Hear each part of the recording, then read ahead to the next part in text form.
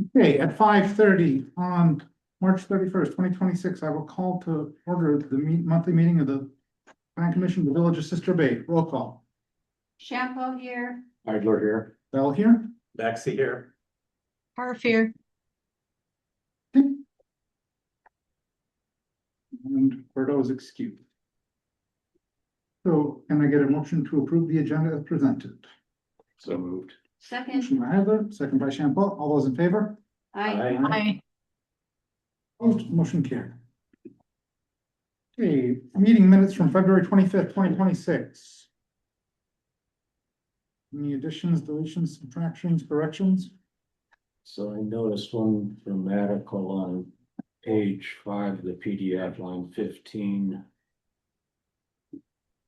I think we're missing the word will. Could you repeat that? Page 5, line 15. Andrews advised that he coordinate.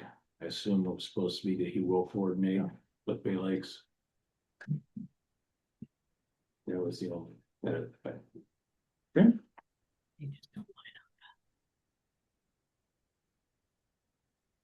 Anything else? No. Motion to approve of that. As amended? Okay, motion by Heidler, Second. No. second by Champo. All those in favor? Aye. Opposed, motion carries. Comments, correspondence, concerns from the public? Yes, Just one thing I was gonna mention. that- name and address, just stuff, please. Thank you. 3328 Bay Drive. Do you want my address here? That's fine. Oh, all right. Just one thing I was gonna mention that you might wanna look at for housekeeping. In the minutes on page 3, line 31, you've got Don Howard's property is 2536 Fieldcrest Road. It should be Fieldcrest Lane. Because Fieldcrest Road runs north-south, Fieldcrest Lane runs east-west. Okay, I don't know if somebody caught that already or not. we had not. Sorry, it's already been adopted, but we'll make a note of it in next month's minutes. It should be Fieldcrest Road rather than Fieldcrest Lane. Is that what you said? Don Howard's address is Fieldcrest Lane, Fieldcrest Lane. just for future reference if nothing else. Yeah. Thank you. Anything else? Okay. Would anyone else out there like to speak? Okay, anyone online? I do not see any hands. Okay, let's go on to item 5. Public hearing for amending the Village of Sister Bay future land use map. Should I call the public hearing to order and open right now? I can Ben, just or you give want to read some them? brief introductions and then we can call the public hearing if you're good with that. Okay. So just as a result of the February 24th, 2026 meeting of the Plan Commission, there were various different changes or just generally things to look into as a result of the Plan Commission meeting. Those annotations were made on page 26 of the packet. As a result of those annotations or changes, we consulted with Bay Lakes Regional Planning on some of the different items. An email has been identified within the packet as well. And then based off of their guidance, we did put together a proposed zoning map, which would be page 20 of the packet. So what is up for the public hearing is page 20 of the packet. So any of the parcels would be there. And then additional attachments that would be included as part of this agenda item would also be the ordinance in and of itself for the different changes to the future land use map, and then as well as the formal process for amending zoning ordinance and zoning map. Okay. So this is the second public hearing we've had. Last time was in January. That was, yes, for January. Okay. 27th. So I'm a little bit more strict interpretation on how public hearings are operated. We will absolutely take your comments. And once we've taken your comments and questions, then after we get all the comments and questions, then we'll respond to it. That's my interpretation of how state statute reads. Just, I know it's been done differently before, but that's why I will do it. So I will call I will open the public hearing at 5:35 PM for the Sister Bay Future Land Use Map. I don't know, land use map, or I think it's on the land use map. You show an environmental corridor running down, I think it's the east edge of what used to be Lambert's Yards or Lambert's Lumberyard. And when I went looking online, I was trying to find an easement for that, because I thought at one point years ago, you guys had discussed that. And it goes back to a little triangular section back in the corner, kind of behind where the phase 2 parcel for the apartment project is. And I thought you had said that that environmental corridor was the easement that ran down parallel basically to where the quarry road is. And I was trying to figure it out if that was the same thing or if that was something different or it got changed. Because I think there is an easement running parallel just west of the quarry road. And then there's also another easement for access for the quarry road. But I got lost trying to figure that out. So you're saying you're seeing this on the map that we're talking about now is the map on page 20, correct? I apologize. It actually is page 8. Okay, It's the proposed map. I was scrolling through here and got the different one. But so page 8 is what is being proposed for the map. And then the annotations that were included from the previous meeting is on page 15. okay.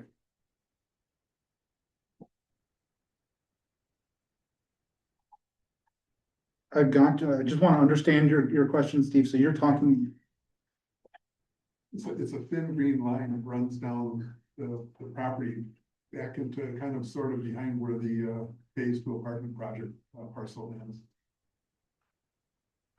okay. I see which one you're talking about there.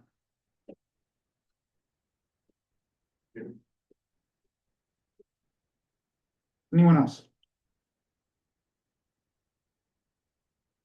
Hi there. If it's okay, would it be all right if I spoke? I'm Jake Gasley, one of the family members, son to Ron Gasley, the owner of the property, at 2698 South Bay Shore Drive. We attended that meeting a couple months ago, and not knowing much about procedure and whatnot, I think we had some challenges with presenting our concerns. That being said, I've been trying to become more involved with the village, the committees, the processes, and I think educate myself into how we can best support the community and hopefully vice versa. As a landscape architect and a current custom furniture designer, I really do appreciate the importance of contiguous zoning and why we have been rezoned the way that we have. All of that is to say, I think where our concerns were really generated from is the fact that we saw our property change from its future land use and the zoning map in a way that maybe doesn't represent how it's currently being used and has always been used. And we've had pressure historically from developers to sell. And so when we see the rezoning of R2 multifamily, it gave us pause or concern about how that could impact us long term. And to be fair, it's been in my property or in our family for nearly 100 years. My great grandfather came over from Sweden, settled up here and purchased a property that's just been in our family forever. And we've tried to be good neighbors, heavily involved in the community, and certainly support and try to help out as much as we can. It's a special corridor. It is the corridor going down to Pebble Beach, which again, as a landscape architect, I see as, and somebody who appreciates the environment, is one of Sister Bay's most important assets, amenities. It's always been a pretty calm, quiet corridor, and the idea of more traffic, medium to heavier development being put up down there. I guess as a designer, a landscape architect as well, doesn't feel great. I'm not necessarily excited about that. In talking to a number of friends in the community, they weren't thrilled at the idea that that parcel could be potentially one day multifamily housing and larger development. All that to say, I understand why it's been rezoned that way. I think we appreciate that under a catastrophic event, being zoned residential would be a benefit to us. Um, the home is quite special. The property is quite special. Lost my late sister, Talia El Gazle, a couple years ago now, and it's where her ashes are. It's where her memorial garden is, and it's a memorial garden we hope that we can expand on to serve as an amenity to that corridor down to Pebble Beach. Anyways, felt quite guilty about how the last meeting went and how maybe we were presented or how we presented ourselves. So I wanted to thank all you and definitely learn more about the village, the processes, the meetings, and better understand how we can help out and contribute. Sister Bay is a very important place to us, and selfishly, that property is too. And anything that we can do to help support the community, we would like to do.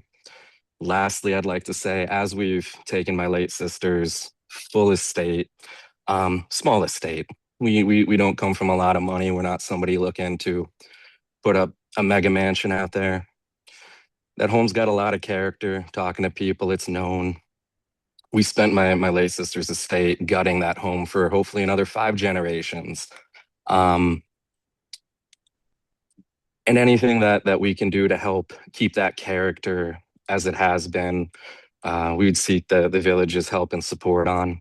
I know moving to R2 or even just being in B1, there's requirements for paved driveway and parking. I'd like to learn more about if there's variance on certain details, like a potential gravel driveway. That was the historic driveway. It's not been maintained, so it's been taken over by grass. But reaching out even before all these zoning discussions or my knowledge of it, I reached out to the village to make sure that any improvements that we do are in line with code requirements and expectations. We find that to be important. And so we did do a very historically important renovation on the interior, hired out a really talented interior designer. And we are now finally moving forward into the exterior, residing, landscaping. And I think being R2 has certain implications on how that can be addressed. And I suppose I'd be wanting to work with your team, the village, to figure out if there's opportunity for potentially maintaining a gravel drive and maybe more of a formal parking area. But this is far outside the zoning discussion, so I'll wrap this up and thank you for your time, consideration, Ben. Thank you for all your help and patience and fielding so many questions.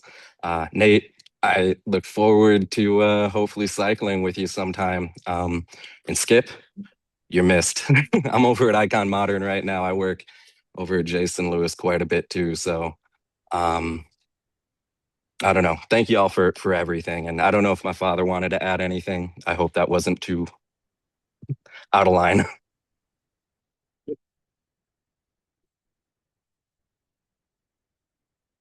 Thank you, Jake. Is there anyone else?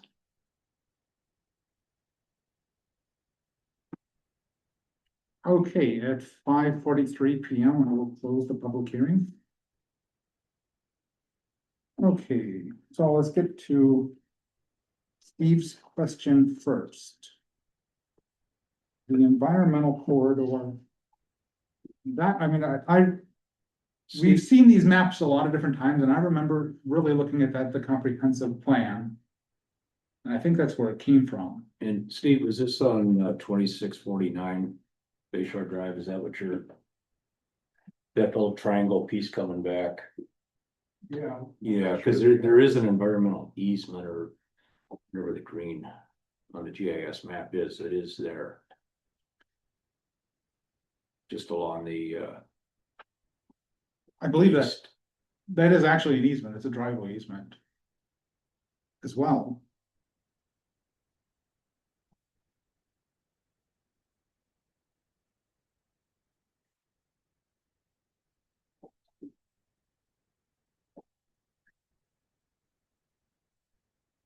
I guess I'm not recalling exactly how it got there. That was baked in quite some time ago, Steve, and I know that's not a very good answer. Thought it was shown in the wrong spot, that it's shown at an angle, and what it should be is parallel to that, the old quarry road. Cause I think there is an easement there. I think I looked that up once.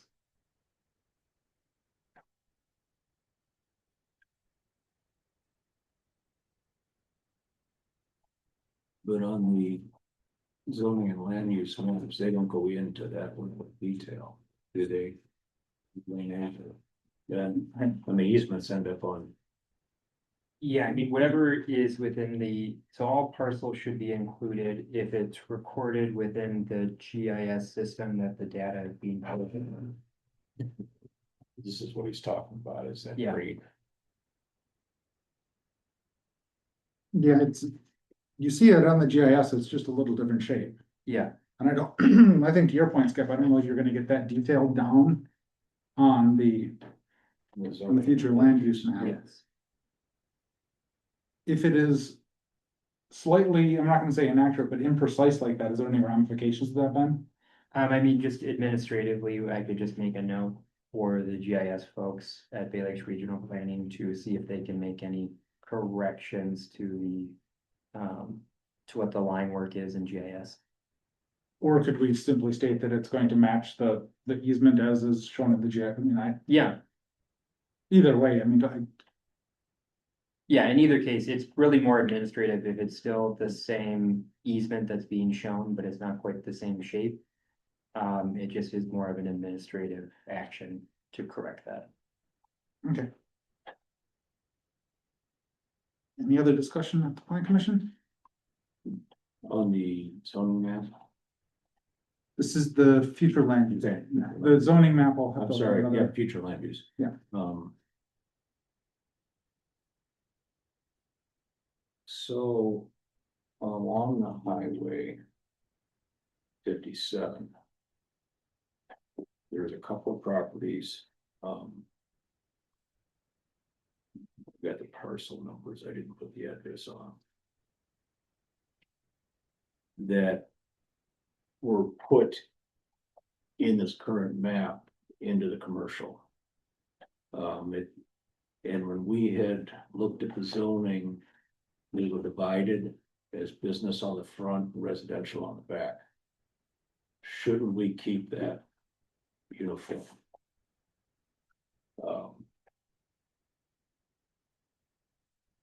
So it's these two properties right here. Yeah. So, okay, I see those. So, I guess I'm not following you and saying which ones are they not zone commercial on the? These were from the notes we did before. So we had left half of this one and half of this one is residential till it's behind Okay, and just left a 300 Okay. foot barrier. I'll have to cross that with the, we And can't see them. this, they moved it to all. Yeah. Commercial. I wanna look and see if that actually is the, because as I'm looking at it on here, I believe that is the parcel. As indicated on that map, anyway, let me over to the GIS and.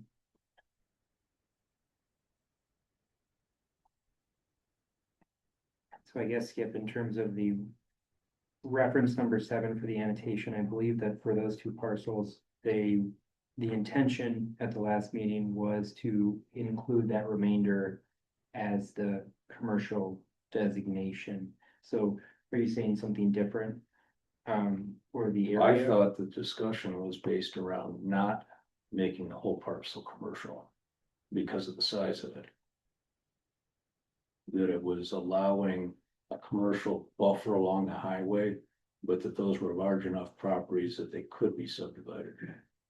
And we can, I mean, as Ben, is that something permitted that we can zone a lot different on one side than the other? Cause I guess when I had that conversation, I thought we were saying everything by the highway. I was looking at, It's the future land use, it's the intention that it would be for the future. If we're looking at it from a zoning perspective, like you wouldn't wanna do that division, but if you're looking at it from just future land use, if you expect that to be two different parcels in the future, it could be permissible to split it up. So Okay. it just is whether or not it's remaining as commercial as proposed, or if you're saying, Skip, that it would be for back to residential? Or what Well, would so I it- was just pulling up what we had in the zoning map that we'll be getting to later. And we have only done the buffer along the highway as the commercial. Okay, I was just seeing this inconsistency between the maps, and I think that Yeah. I agree with you, Skip. I mean, if it's something that we can realistically, if that's getting developed, it's probably gonna get. Oh, what other ramifications does it have, Ben, if we did do the split? Future land use like that, like, let's just say somebody did wanna have their whole lot used for some commercial, that would just be a matter of coming to come to back. us to change zoning on. yeah, so I mean, right now, really, when we're looking at it from zoning, it's the zoning map that'd be for currently. If we're looking at the future land use map, that would ideally be in the future, so if any changes were made, it should be made toward what's in the future land use map. And I think that we've already had this conversation, so I don't want to rehash it again. I think that what you're talking about, Skip, is what we had decided upon in the past, so. That's what I thought, and that's why I Yeah. was bringing it up. Yep. Because it was inconsistent to what was being proposed. Okay.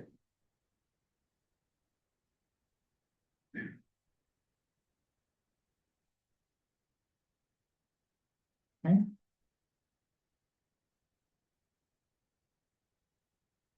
Anything else on the future land use? I just have a question, Nate. The property that Jake was talking about, is he talking about across from right before you get to Little Sister Cemetery? So if we're looking on the annotation, it's talking about reference number 1. It would be 2698 South Bay Shore Drive. Yeah. And So that, it's right on Bayshore Drive. yes, it's that triangular parcel right over there. I see.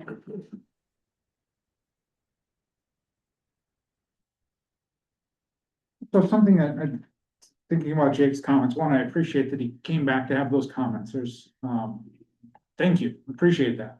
I would point out that you can, in the state of Wisconsin, put deed restrictions on your own property to have a tremendous amount of control over what happens to it in the future. You know, I know that that's not available to every state, but I do believe in Wisconsin, it's pretty binding, so you still have that option. I don't know exactly how that would accomplish what you're looking for, but I would encourage you to dig into that if you want to make sure that that property doesn't change. Just a thought I had as I was hearing you talk about your desire to keep that use similar.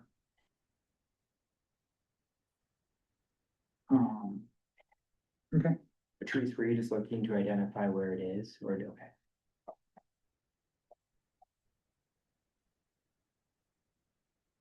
all right. I'm sorry, is the public portion closed? I had a couple more things to add, unless now is not the right time. I apologize.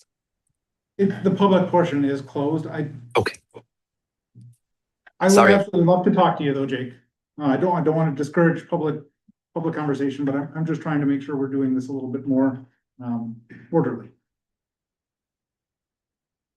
Okay, any more discussion on the future land use map? Otherwise, a motion would be in order. Okay, So moved with the amendments as discussed. okay, so that is a recommendation for approval to the village board as modified. Yeah. Motion by Heidler. Second. Here we go, I guess. So I'm gonna give to Bassi. Bassi, okay. All those in favor? Aye. Opposed? Motion carries. Okay, on to 5B. Adopt new zoning map for the village of Sister Ray.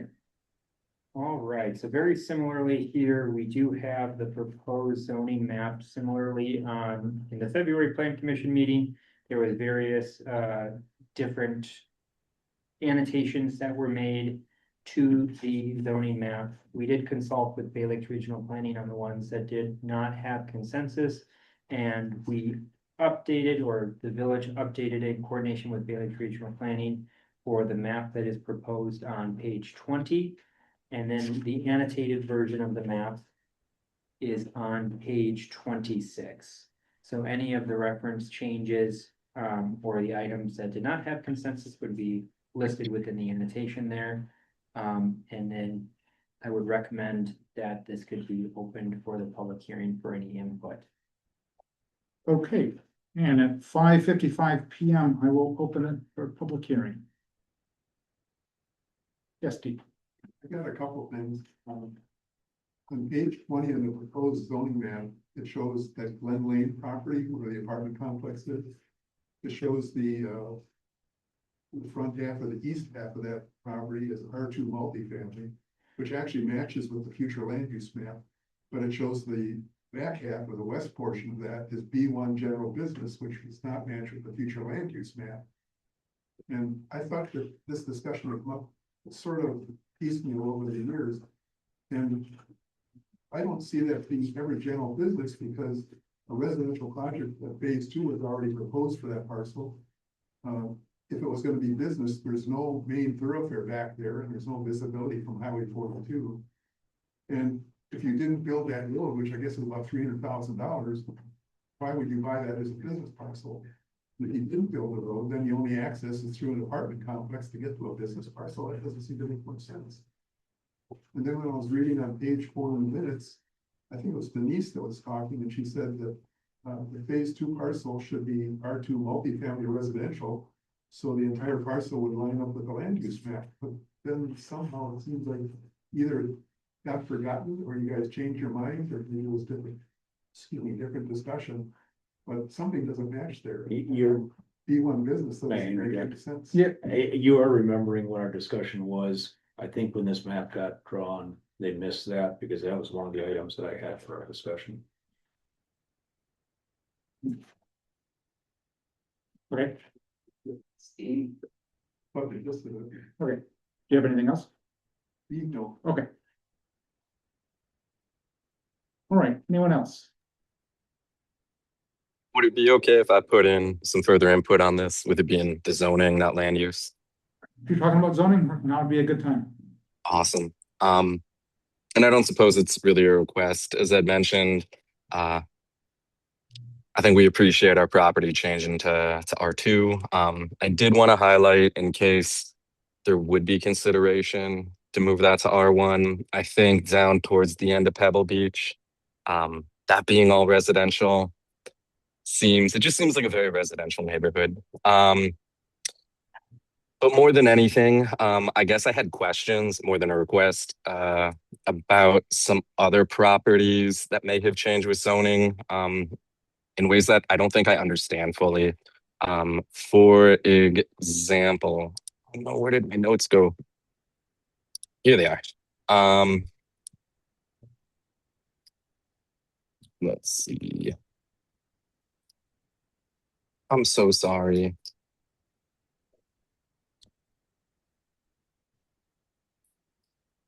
Okay, here it is.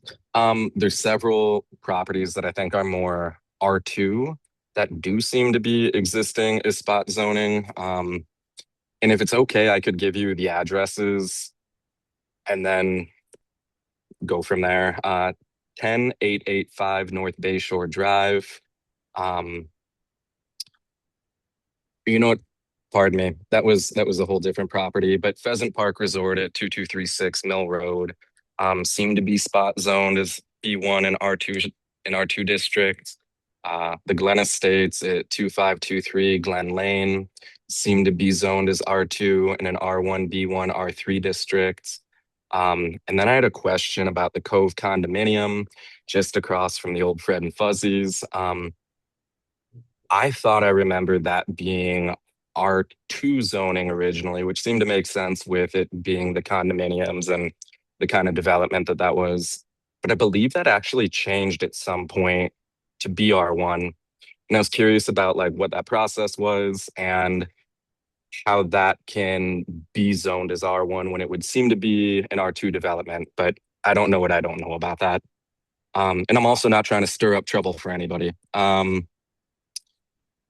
while the property behind us, that's R2 Bay Ridge condominiums, it's an R2 development, and there's one, I guess, just down from them, one little square property that seems to be also R2. Um, it would almost seem like that would be the spot zoned in mostly an R1 area. But that aside, like maybe the idea of moving an R2 use to R1 isn't acceptable. Like I said, I just don't know what I don't know. And then Highland Greens condominiums at 10666 Golf Lane, in an otherwise fully R1 district. But I just wanted to not call those out or ask for changes, but better understand them at a point that makes sense. Again, I think we would really cherish our property being considered for zoning of R1. I think that would present some benefit to us on how we can use, develop.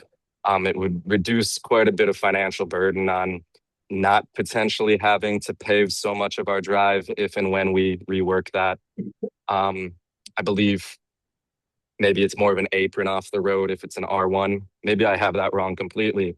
But whoever's in charge of this outside of this meeting, I'd love to learn more, talk to them, understand how we can make sure we're in compliance. And that's all I've got. Thank you very much. Thanks, Jake.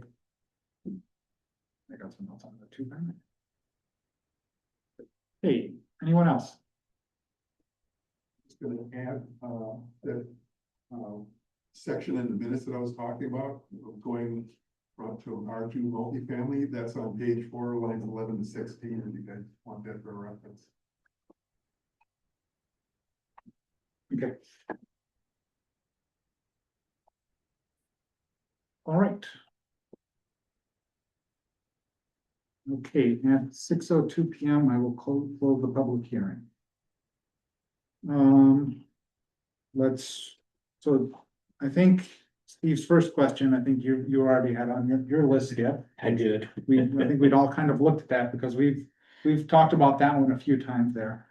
Before we get to general discussion, I understand Jake's questions about the spot zoning. I think that's really talking about the areas around Bay Ridge, what used to be Bay Ridge Golf Course. So understanding you're walking into this, the tail end of this, Ben, I guess I'd be looking for what your thoughts are on that observation from Jake. So just want to confirm in terms of what we're talking about here. So we're talking about, Talking about that there and that there, I believe. yeah. So, And also to there.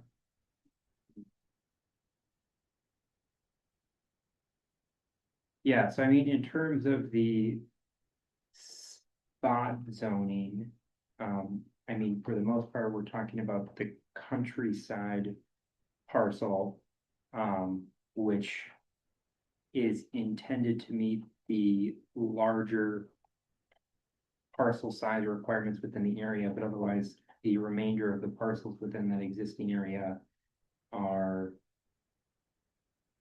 R2. So I mean, ultimately, when talking about it, the only thing that's different within that area is the countryside. So I guess in terms of Jake's interpretation is the spot zone parcel, the countryside parcel. Okay. I know, I think that Jake was saying that the R2, he was questioning if the R2 was, how that could. As I heard Jake say it, he's saying, how could that be? He was just asking for some clarification on Yeah. why that I is. mean, my interpretation is that ultimately that countryside parcel meets the criteria that was established, and that ultimately if that was not designated, more than likely that parcel would be R2 as well, which would make that area contiguous. It just that parcel happens to be a larger parcel. So I don't necessarily see any concerns with spot zoning on that specific item. And then we got the Pheasant Hill here, Pheasant Park, or Pheasant Park. like Woodcrest, if you go kitty corner, Woodcrest and Autumn. So when we first were going through this, I questioned that until I looked into the business model there, and because of the way Pheasant Park is set up, it falls into that other use area. Well, is it really general business, I think is. Cause it is all it's all condoized. I mean, But because of it being a conference center, yeah, I think that's where it. And it is a That's my designated- suspicion, is that's why it ended up that way. Yeah, and it is in and of itself a designated parcel, you know, that it's not one large parcel that's divided. It is a separate parcel and has a different use. you're saying that each unit has got. I mean- There's not just one single parcel, all of the it's all. So one. you're looking at the Yeah. one part that does the conferences versus the rest of it. Yeah. That's around it. So that use matches what the zoning would be for it, whereas in the surrounding area, it does have, you know, the R2 purposes for the condos. So each one matches your uses, so I personally do not see any concerns. Okay. All right.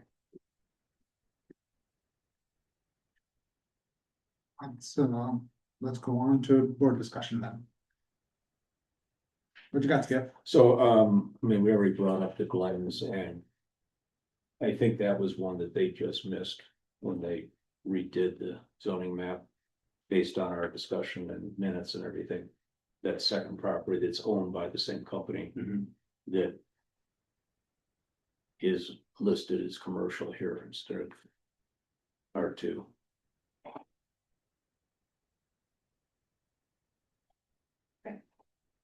It's the back part of it. And it is not, I mean, even on the future land use. They have it correct, where it goes back both lots, Yeah, but on the zoning, they only did the front one. gotcha. And then the other ones are those two properties off of Bay Shore Drive. And I'm not sure they understood what the discussion was on 2629 and 2649. Because their references were about changing zoning from business to residential. And that's not what it is. It's about changing classes of residential based on the size of the properties. I understand the 26 is 98, what was the other one here? No, it's 2629 and 2649.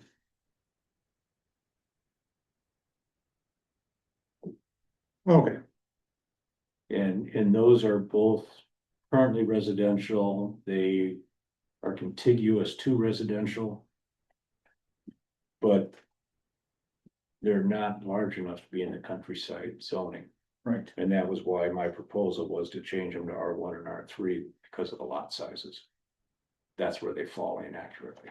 Okay, So I don't know if Bay Lakes understood that in their notes because they were, as I read it, it was like they were referencing it as changing it business to residential. That's not what we're doing. Mhm.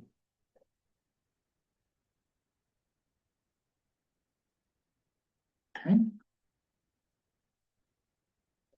I have a few minutes here to finish reading his notes from them. I assume that's what you're doing, yeah. No, I mean- the highlighted area and. I'm just taking a peek here. Yeah, I mean, in terms of, so that one, there was different thoughts and the consensus wasn't necessarily reached by all members of the planning commission.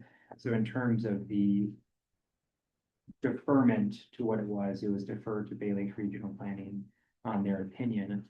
But ultimately, if that was what was proposed and there is consensus from the planning commission, it would be for, let me see, it'd be for 2629, that would be proposed as R1. And then for 2649 South Bay Shore Drive, that would be proposed as R1 and No, R3. or R3. And There's those such a are- tiny font. Those are based on the fact that 2629 is a 1.1 acre property. And 2649 is 5.2, so neither of those. fit into the countryside one zoning Okay. that they were trying to put into, which is what's behind it.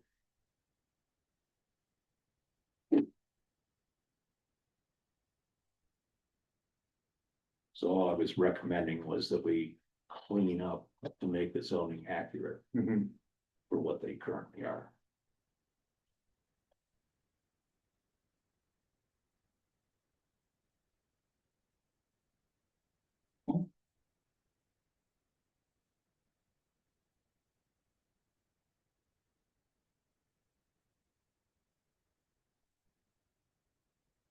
That's all I have. Okay.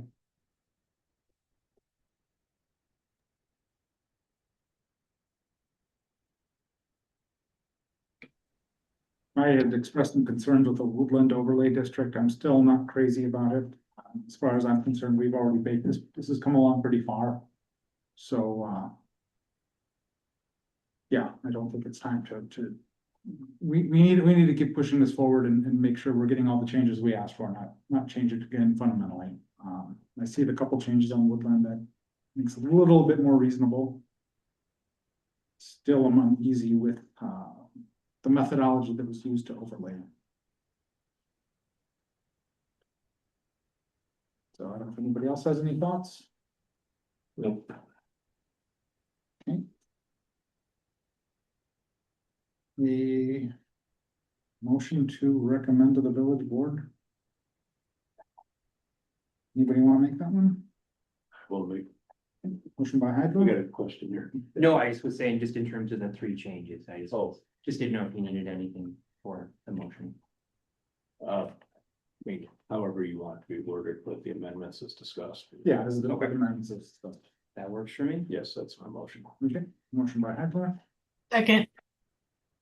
second by Harf. All those in favor? Aye. Opposed, motion carried. Okay, on to 6A, standard zoning application, Chop Restaurant.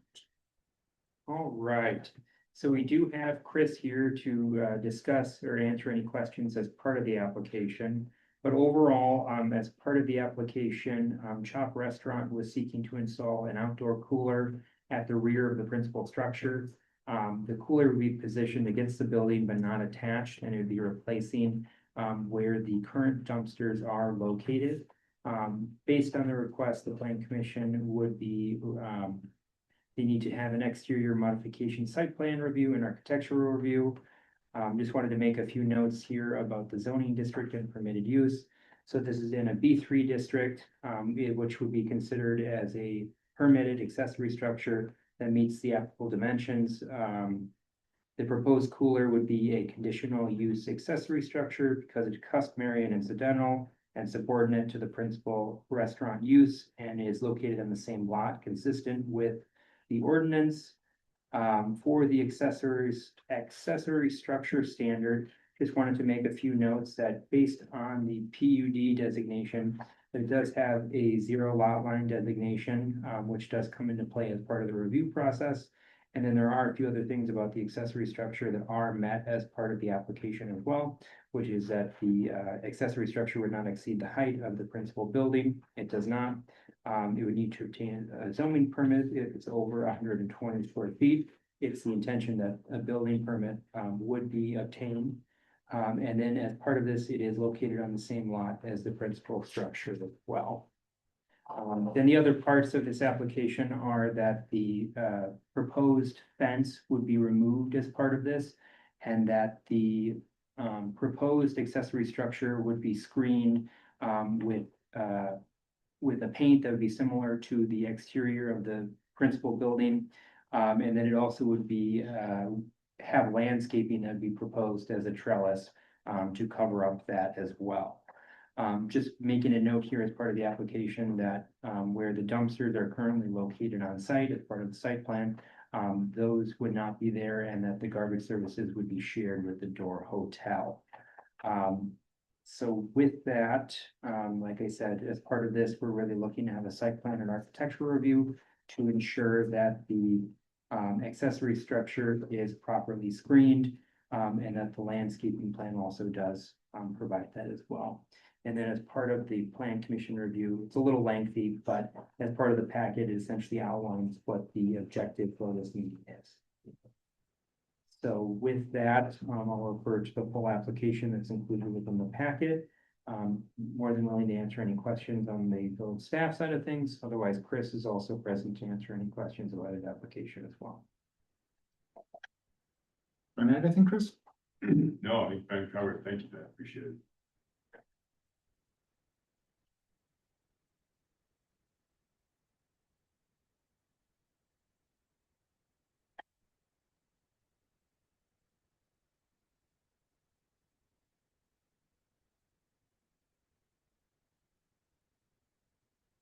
So the question really comes down to screening.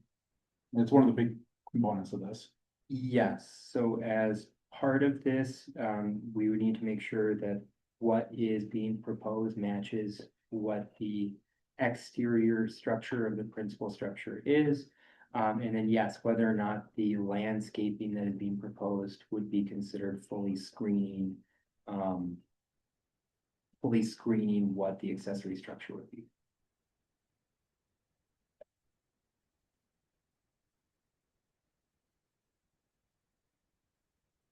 I guess why does there have to be screening when what's currently there isn't screened, at least from the picture I saw?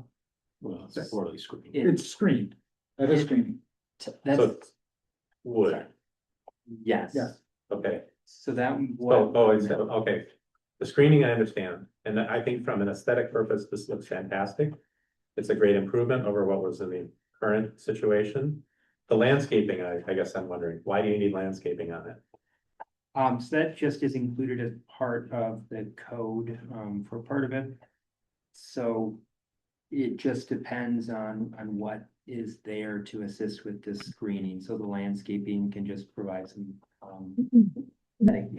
Okay. And aesthetically, my opinion, it looks great. The trellising and the green vines on here, this looks like a massive improvement over what's currently there. I agree with Steve on that. I had to keep looking at the picture to see where it was because it blends in so well. And I believe, Chris, did you bring that sample? I do. I have samples of the cooler material. Pass this around. Anybody who wants to feel it in person? So. I've got a number of questions. Sure. If it's appropriate. So. Currently, the cedar fence that's there used to be staying the color of the building. No, it's always been a cedar fence.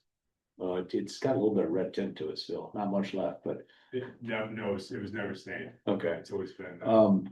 So you say this was a dumpster area. I don't believe there's currently dumpsters in there. Have you come up with an agreement with the door to utilize their dumpster area? Yeah, this is part of the Sister Bay Marketplace planned unit development, so that there is a shared dumpster that's in the back of that lot. It's shared by Chop and the Door Hotel together. So that was a dumpster enclosure. So this was the first development at Sister Bay Marketplace. And it was screened, initially those were dumpster corrals. And so that was why that screening was there. It's, we're now getting close to the 10th year. So it's time to, I agree. I think removing it, it's gonna be a good solution and having the same color as the building. Yeah, oh no, I'm not disagreeing. These are just questions that as I did my research, kind of raised things that didn't seem to fully jive. So the material that you're planning to use for the screening, is it the siding that's on the building? No, the trellis will be the screening, so it'll be the landscape. So that actually that'll be a cooler, and so that this is a cooler, it's aluminum. So it's a metal sided cooler that's not being re-screened then. Correct. Well, it's being re-screened with landscaping, with the trellis and landscaping growing up there. And the cooler is gonna go right to lot lines on both the west and south. It'll still be off. I mean, real close to it. Yeah, really close, yeah. What is the entrance to the cooler? Is that directly into the building or is it gonna be on the? It'll be about East middle of side. that, so if you look from the road, you'll see the cooler, and if you kind of, peek around, there is a. I guess I can share it, I mean, I have visited the site, so I'm familiar Okay, with yeah. what's there, so. It'll be about the middle of that, so as you exit the building, and that's the stairway door into the kitchen there. Yep. Coming out, it will be That's where the door will be for the, not right in the middle, but it's gonna be split in half, of course, kind of centered in that opening. I guess part of what I'm struggling with is not screening. The metal facade, which is against zoning codes.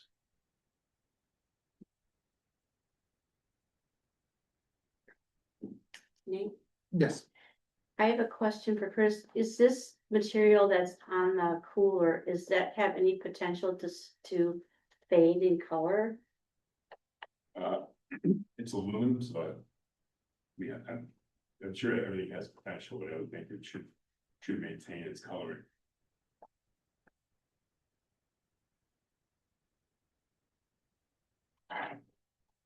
so I think what I'm looking at here is, it is an improvement. It is. I'm not Yeah. disagreeing with that. I'm trying to figure out how we. Both clean up what's a very highly visible area to the public. And still meet codes. Because as soon as you start. Making adjustments too far one way or the other with somebody, everybody's lined up to do it. I mean, at what point do we consider that trellis screening? I mean, there's significant gaps in there. I think it was completely covered the facade of it. The trellis is not a screen.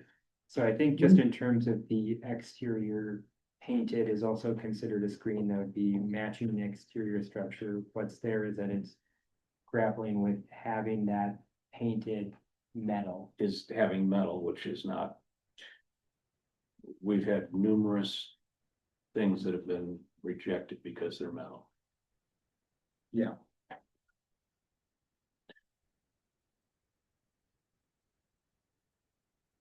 I think that the trellis on its own wouldn't be a screen, but I mean, we treat vegetation as screening. Well, it's landscaping, it's not screening. So there are times where we actually do treat vegetation as screening. But not at a zero lot line setback. Which is what that side of the building is. Thank you to Ben for digging out the development agreement that I was able to confirm that. That was a traumatic, plan commission meeting. I mean, Chris was there. You said 10 years, Chris. I was like, wow.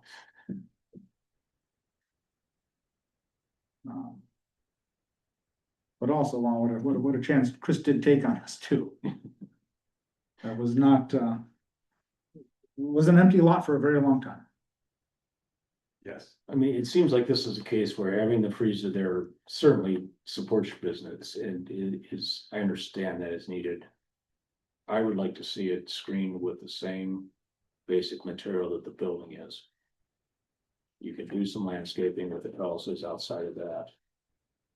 And go full height to the cooler so we don't have it sticking up like the cedar is not to the top of the current cooler. So you're saying form of siding, it appears. Yeah, the screening would be siding somewhere to what the building is in the same color. Just applied on, I mean, to the outside of where the, So Accessory what's structure. the distinction between an aluminum wall and siding? Both painted red. it's code. I mean, Tell me how you mean that though. I don't understand. our code, our Does it zoning pay? codes totally prohibit metal siding. Ah, there you go. There we go. That's the part I'm struggling with, so Okay. that's why to screen it in something that. Matches the building, makes it all disappear, I think is really great. Yeah. I'm coming on board with you. I think Chris, Skip made an excellent point where we can't, deviate from the code because every other businesses might wanna be doing something different too, so I think we need to stick by the code strictly and, not allow metal siding, but have some type of screening that is allowed in the code.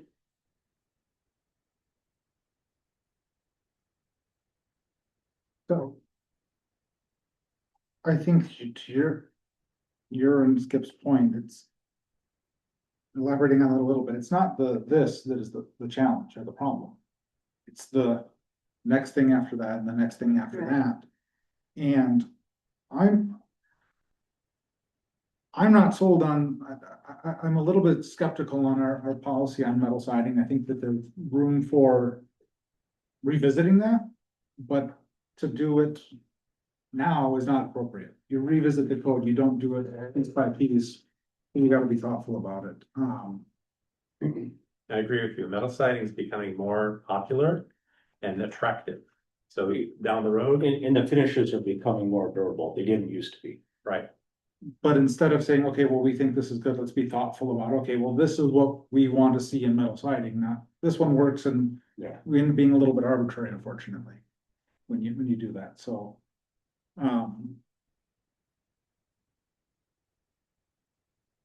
I think we have consensus here. Laurel, I don't know if you wanna, Well, I was just thinking about the boathouse. That's all metal siding, but that was a big debate that we went through, and it looks like wood. So is there any possibility that he could have this sided in something that looks like wood?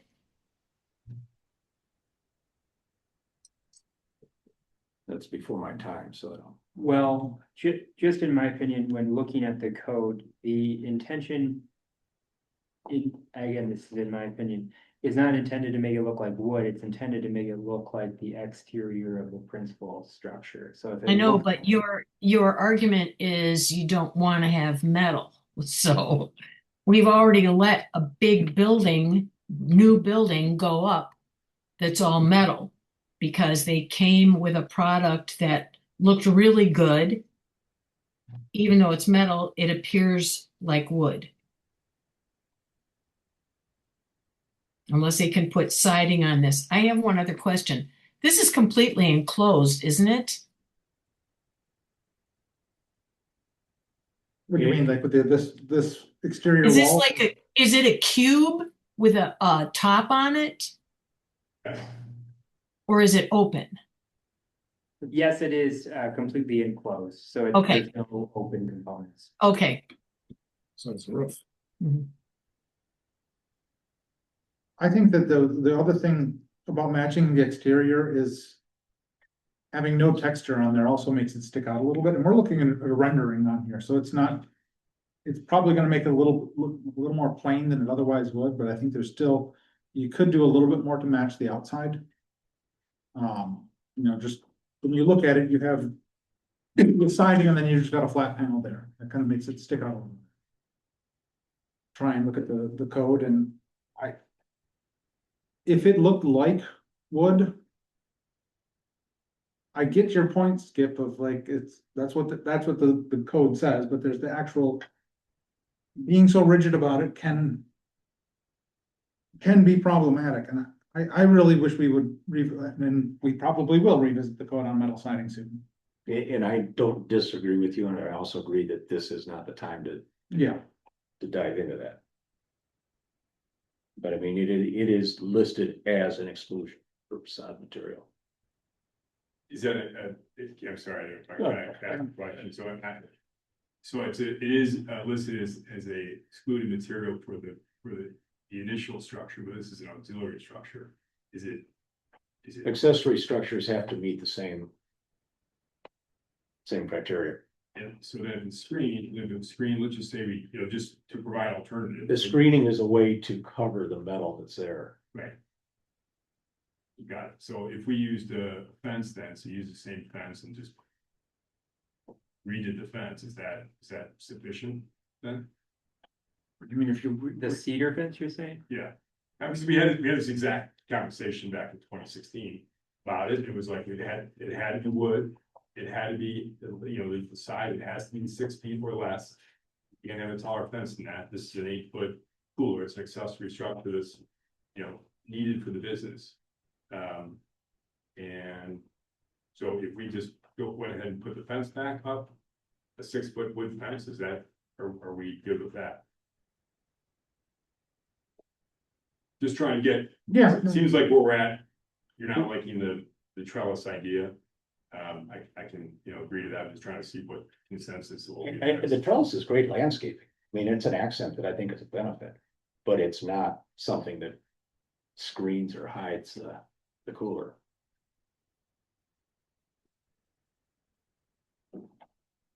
and I guess I see it slightly differently, Skip, is this screening as shown? No. Can it get to that point? Yes, even on the zero side or zero side setback. It's gotta be pretty dense and it's gotta be evergreen. I think that's how we've looked at screening in the past over the years. And I get that this is, and I wouldn't disagree that this is not full screening. But I think that at some point, at least for me, you do hit that level of landscaping that does act as screen. Yes, I don't disagree with you on that. I think this would be a really hard spot to do it. With Yeah. zero setback and being a south exposure, and I mean, just keeping something alive is gonna be a challenge. So I don't like saying, okay, well, that fence that's there, put that back up because, wow, that's not, It's not attractive. it's not, but it's what our code calls for. And I think that Chris is coming here saying, look, I want to do something that I think looks more attractive.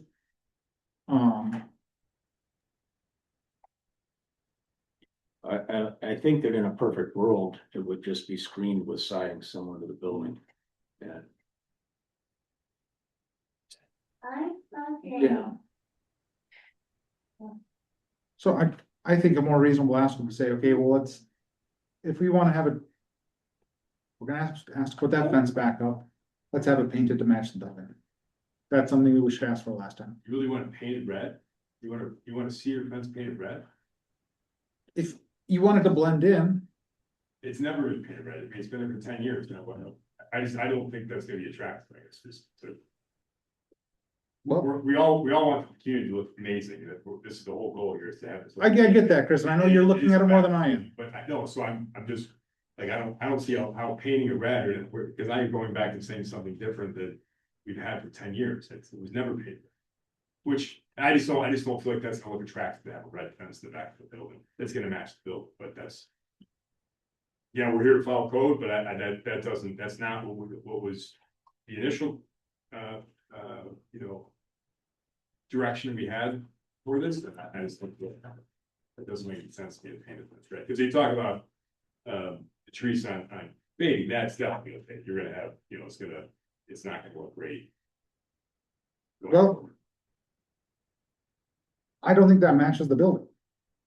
the cedar fence, Yeah, no, I don't think it does either.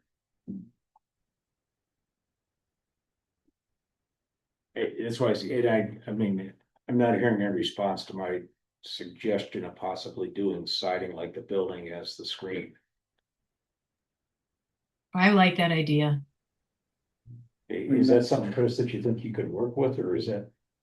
Sure, we can do anything in this day and age, right? But just a matter of, you're putting screws now into a metal cooler. Well, no, it would have to be rigged out from it, yeah, and you can't. You can't attach to the cooler. I mean, now we're building another building, believe what you're saying, so you can't have accessory structure, you need to put it inside the building. Just as an idea, yeah, I don't know where the mechanicals, meaning the actual motors are for this cooler. Are they on the sides, the back, the top? They're actually mounted on the building. So there's condensers that are mounted on the building. The cooler The that condensing units, yeah. is gonna face the building. They're already there. Does that use the ones that are already there Yeah, currently? yeah, so that would change. I was just wondering what the noise, wondering how to maintenance it, how to service it. And you can use that big tall pampas grass too. I mean, you're gonna be right on that line. That's an easy fix. That stuff grows 8 feet tall and stay there all year. May I ask your name? Paula, May I make a question, or maybe not the appropriate time, with wanting to keep some kind of screening solution architecturally significant? Jake, Would, it's not, this is like, so I'm bringing Chris on this. I mean, Paula chimed sorry. in. So no, it's. I'm sorry. I was just curious if white would be an option from the trim. Obviously, we're here to get solutions, and he's got a good solution, I'd love to hear it, I mean, you know, in terms of appeasing the committee. We're trying to meet code, we're trying to make sure it looks great, and, I think that's all our goals. Okay, Jake. Go ahead, Jake. I'm sorry, I'm not trying to stir the pot. Talking about, I appreciate the note on having it coordinate with the building. I do feel it's important with it being more of a public space and it not being an eyesore. Would Chris or would the community be open to it pulling from the trim color, which would seem more appropriate, and being white? Or consider it maybe, which is also, I believe, the code for any kind of picket fencing on properties. Or having the cooler be out there, potentially painted red, and just doing a 42-inch tall railing height picket fence around it to soften it with some pampas grass or other landscaping in front of it. I agree that the adhering to code is most important at the end of the day, but if there are creative solutions to maybe find a middle ground, at least white wouldn't seem as aggressive as a fully red fence floating out there. Anyways, I'm sorry. No, I mean, I guess when I'm saying that, I don't. I know I've said a lot of colors over the years that have offended you, Chris. I know a few times it's come up, so don't get hung up on my color choices, but the matter of getting it to match the building, I think, is where I'm looking at. So Okay, no, so if I'm hearing, taking the feedback, so we're allowed to have an accessory structure on the outside of the building. So that's okay, so now it's where we're stuck on, or maybe where I'm stuck on is how to best screen that and to meet the code. So the way we did that in the past was doing the maximum wood, the material needs to be wood. For the screening. And it needs to be the same color as the building, so then what we have to do. And just, you know, that's what our next step would be to put a fence around it, material being wood and painted red. yeah, I'm not, don't run too far with red. I mean, I'm not. Well, no, I mean, and again, I'm not, it's like, I don't really want to, I mean, I guess if you want us to come back and throw some options out, but I just want to make sure we have clear direction going forward, that the structure itself is fine, so what we're discussing is how to best screen it, and so. What I'm hearing the plan commission say is, and what I agree with is, we want it to match the building more. I think this is fine to put the structure there. I think we just want it to match the building more. And there's the current amount of screening is definitely, that doesn't qualify as screening to me. Then there's a question of what does qualify as screening. They're somewhere on the spectrum. You know, obviously you can't put cedar trees there. But I mean, like, that has qualified in other places for screening. So it's a matter of what you can fit in there. So I'd say the direction from us is, we want it to blend in with the building more. So I mean, we're not building a new structure, this is an auxiliary structure, but you're saying, I guess maybe I'm just making sure I'm clear on what the code is, that on an auxiliary structure, if you don't want to build a new building behind this to the house, it's enclosed, it's great, it's freestanding, it's not attached to the building, it's freestanding. Correct. Your auxiliary structure, yes. And then we're screening the structure to look more like the building, so the color being red, same color as the building, but we don't like the metal, because that's not allowed in the code to be a screening material. So if we use wood, but the max we can use on a wood fence is 8 feet in code, or is that, can we do it? Wood fence? So I think, and I didn't dig back on the fence and the height then, but this is a case where screening to go to the height that the cooler makes sense. I mean, do you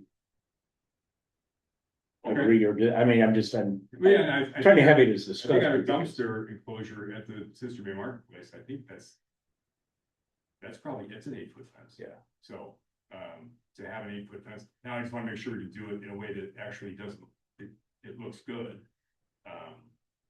Not totally sure painting it red is gonna make it look good, but, Well, if the fence was done in a way that looked like the building is, it would blend in well. If it had horizontal siding and, you know, even white corner boards or whatever, that, you know, great. Okay, what else? So thank you. I know we moved on, and so we will start working on it. We're gonna come back with a couple different options just for the committee's approval on what that fencing will look like.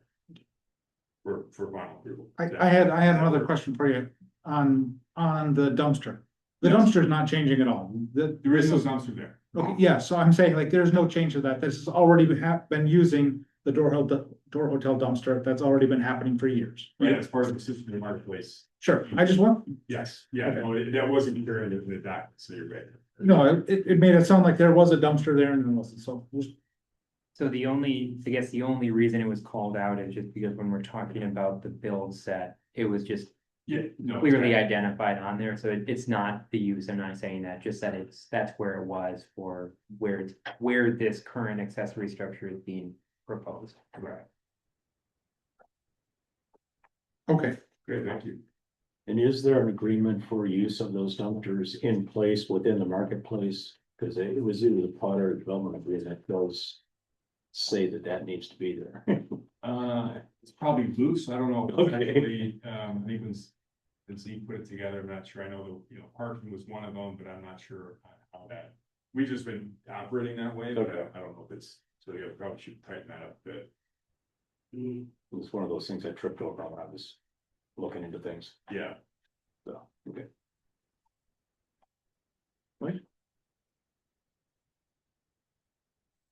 good, Chris?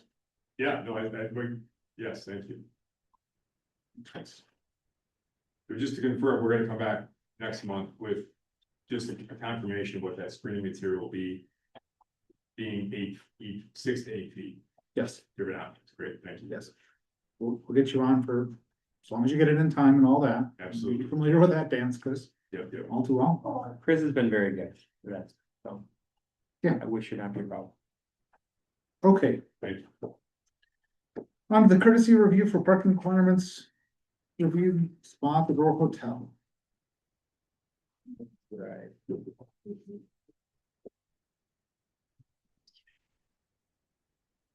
All right, so very similarly here, we're talking about the same general area.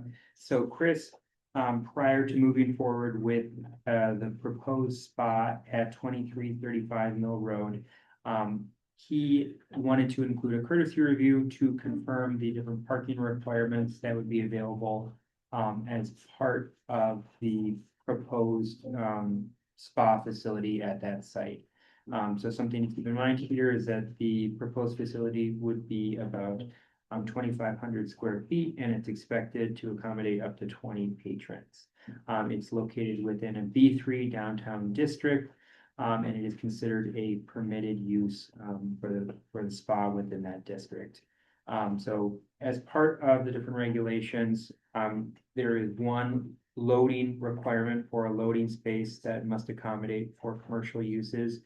That is being proposed as part of the proposed spa.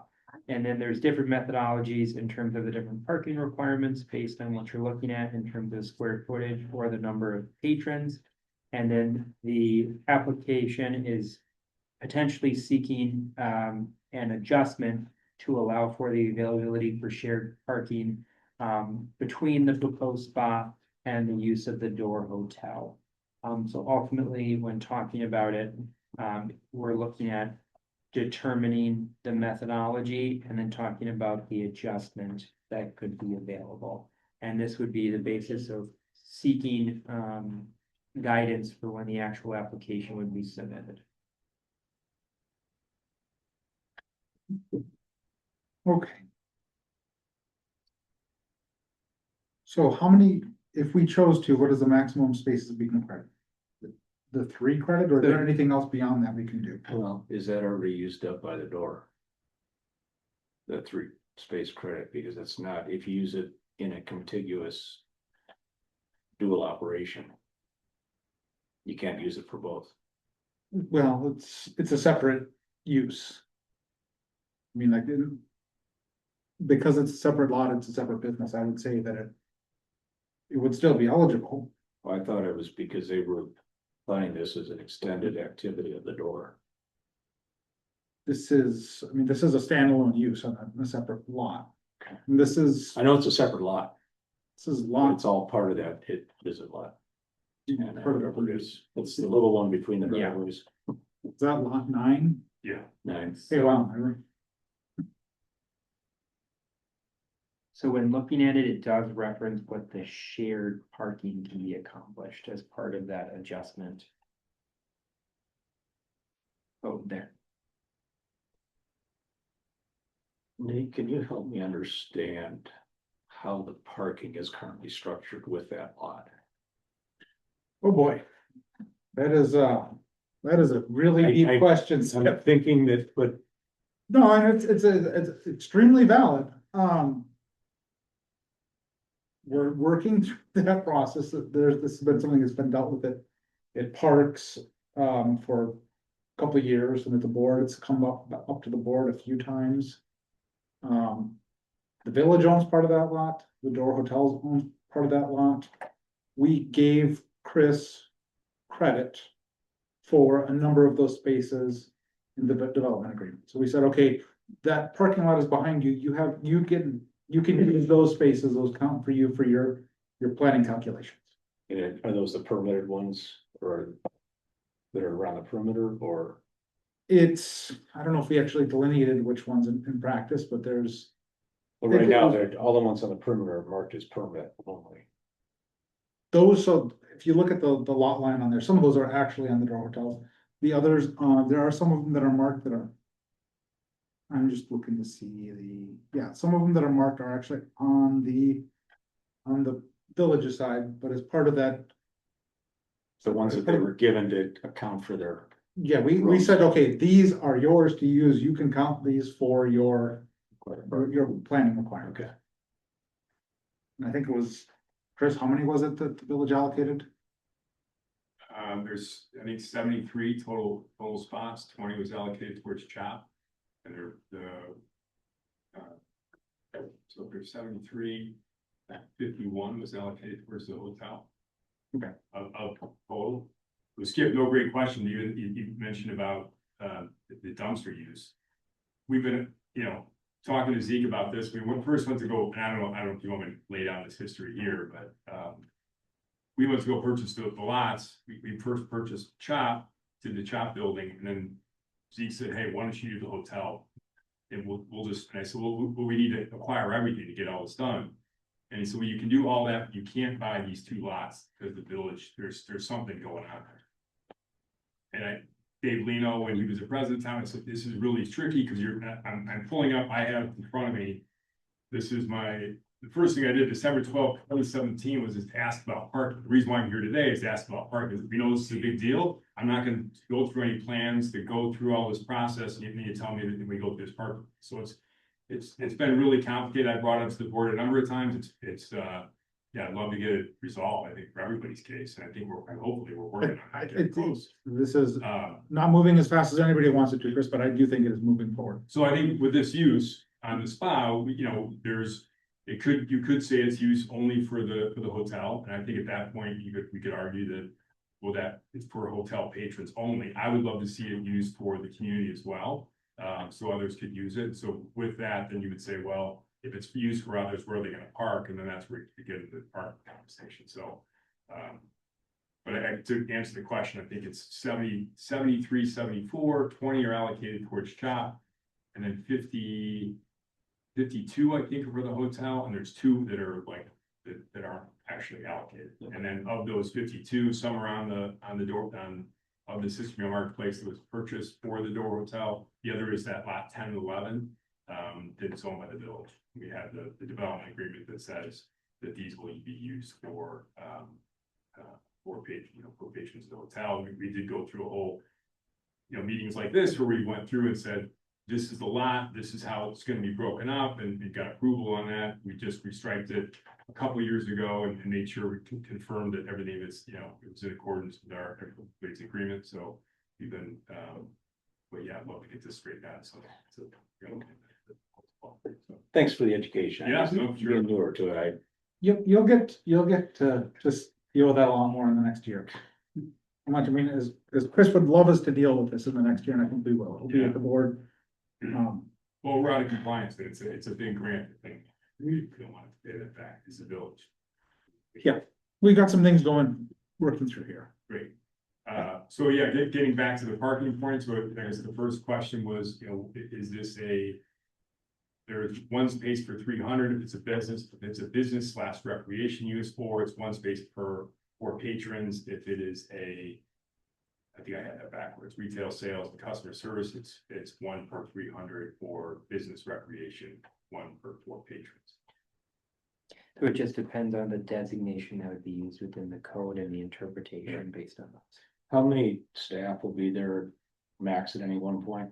I would say 1, and it's gonna be, you know, hotel staff. So it's really just oversight of whatever's going on in there. Yeah, and it'll be, so, you know, you'll have a couple people coming that are gonna be.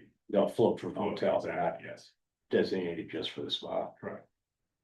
And without going into too much detail, what kind of is the concept of the spa? Is it workout? Is it? No, it's sauna, it's, the true meaning of spa is thermal waters and heat, so that would be kind of core, it's gonna be hopefully outdoor saunas.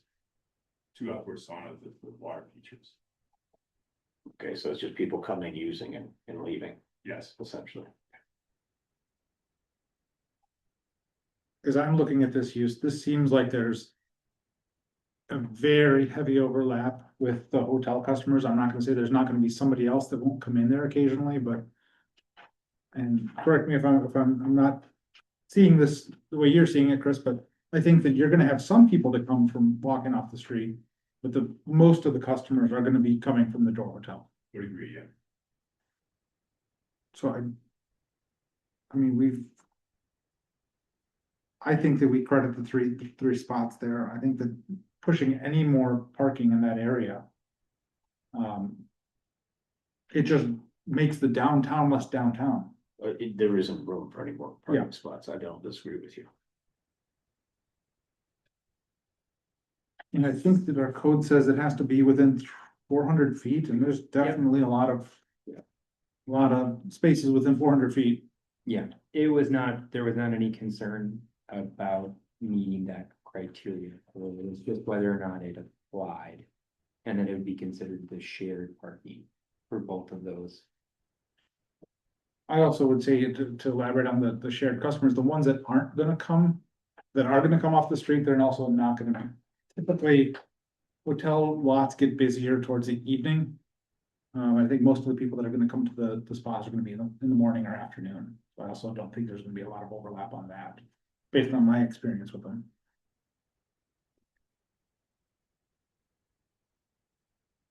And then I think the only other thing that really just needs to be discussed is the determination of the standard parking requirements, which would be whether or not it'd be the retail sale and customer service use in places of entertainment or the business and recreational uses. And depending on that determination, it would be based on the criteria of whether or not it'd be the 8 spaces or the 5 space requirements. Don't see this being retail. I think that's my opinion. I think it's a business recreational. Anybody else feels about that, I think? I think agree with you on that. Same. Okay.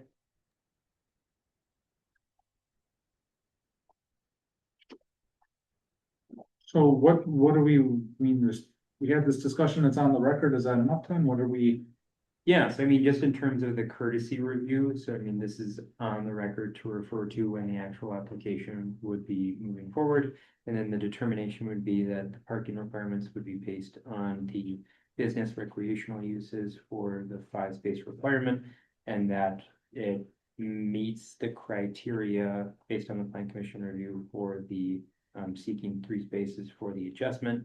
And then just as part of the application, we want to see the identification of the loading space as part of it, but. Okay. Other than that, it's on the record, and that, is that enough guidance for Yeah, so you? just making sure the loading space would be right in front of that lot, and then, yeah, so the required space that's for 20 patrons would be 5 spaces required. There's a 3 credit, and then the 2 extra would be shared use with the door of town. Is that correct? Just said. Yeah, maybe that we're permitted to do that in our code, right? Yep. Yeah. Yes. Okay, thank you, appreciate it. Any Okay. other questions, Chris, at all? No, that was, thank you.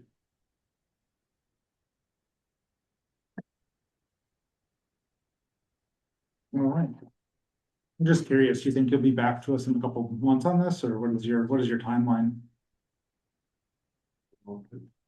Ben wants it 3 weeks before the meeting, so it's gonna be tough to have you next meeting. That would shock me if you got a next meeting. I was thinking like, is this something you want to try and get done in 26 is really was what I was wondering. I don't know how. Well, we can't work during the, during the season. Between, Yeah. Memorial Day and Labor Day, so. Yeah, I mean, I think the goal would be to try to get it in early 27. Okay, so you will probably see this somewhat Yes. soonish. Yes. All right. Okay, on to 6, matters to be placed on a future agenda referred to committee, official or employee. If anything came up, anybody else? No. Okay, our next meeting is April 28th. Motion to adjourn would be in order. Make the motion. Motion by Hydra, second by Harf, all those in favor? Aye. We're adjourned.